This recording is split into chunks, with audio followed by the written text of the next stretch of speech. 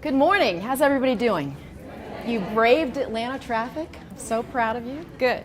So we have a jam-packed full session. We're going to just hit the ground running. I'm going to ask you a question. I'm just curious, how many of you have ever had a challenge working with someone, maybe a difficult coworker or a boss who was rather hard to deal with? Anybody have that challenge?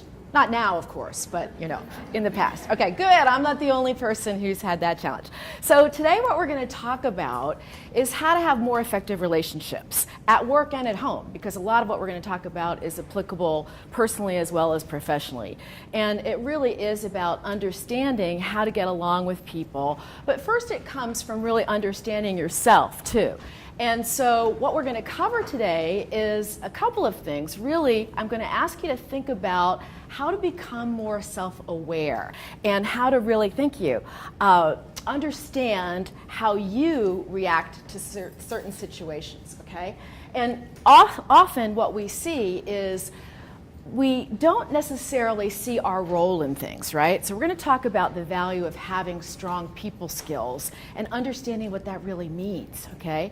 And so the second thing we're going to talk about is DISC, and I'll explain what that is. Some of you might be familiar, I'm going to ask you that, but we're going to talk about it in the context of emotional intelligence and how to really work with it from that perspective, okay?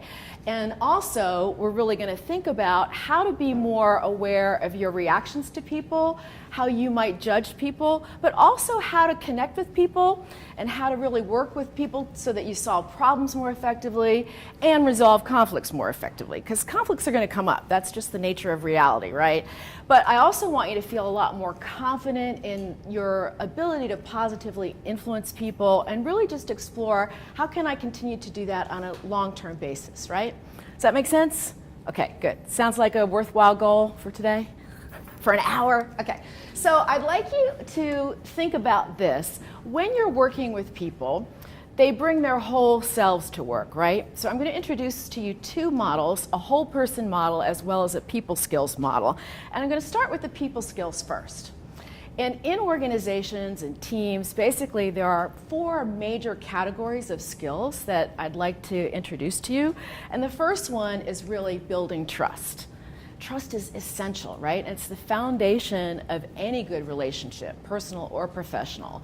And trust is so important because in organizations we have problems to solve, right? Do you have any problems daily in your role or in your organization? Of course. What happens though is if you don't have trust, people don't want to admit there are problems, right? Because in order to solve a problem, you need to identify the cause, you need to really understand what's going on. But you've all seen this probably in organizations where sometimes people are afraid of the repercussions if they say something, right? So, I don't know what happened. I don't know. Some of you might remember, it's in syndication for you younger folk, but there was a great TV show called Hogan's Heroes. You ever see Hogan's Heroes, right? Do you remember Sergeant Schultz? Sergeant Schultz used to say, "I know nothing," right?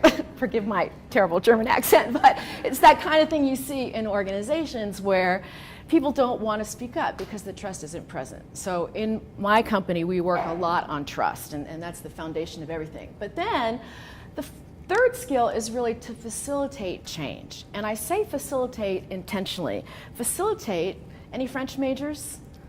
Anybody study French? Okay, well, no? Okay. Took Spanish, right? So the root of facilitate is facile, which means to make easy. So really in organizations, what we're trying to do is make it easy to adopt the change. But too often managers will say, hey, we're going to do this, you change on a dime, and that doesn't work. And they wonder, why people don't embrace change. Well, it's a facilitation process. It's a cultural thing, and it's also a removing of the barriers kind of thing. But last but not least, you want to satisfy people's needs. And so needs are essential to understand, and that's why I'm going to talk to you about DISC, because DISC is a needs-based model. And once you understand your needs and other people's needs and you can meet them more effectively, then you're going to have a much better partnership with that person and with yourself for that matter, right? So let me now talk about the aspects of the person that come into play here. behavior is what builds trust, really.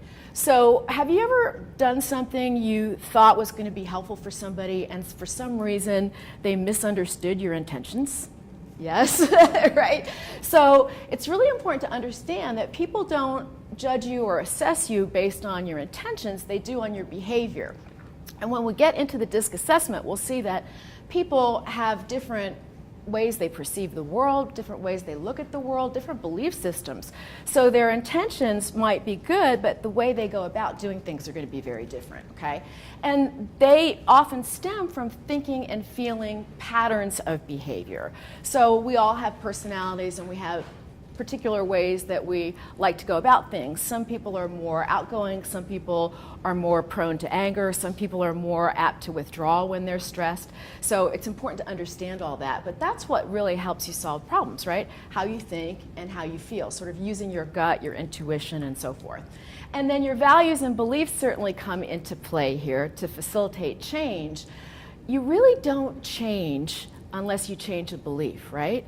And that's really an important thing to understand. You've got to get to people's thinking underneath the behavior. That's why we have the good old iceberg, because psychologists say that your behavior is really only 7% of all you bring to work. And sometimes managers are just like, I just want the behavior, I don't want this whole person. But that's what you end up with, is really having to understand everything about the person to really meet their needs, okay? And of course, the needs are the last component.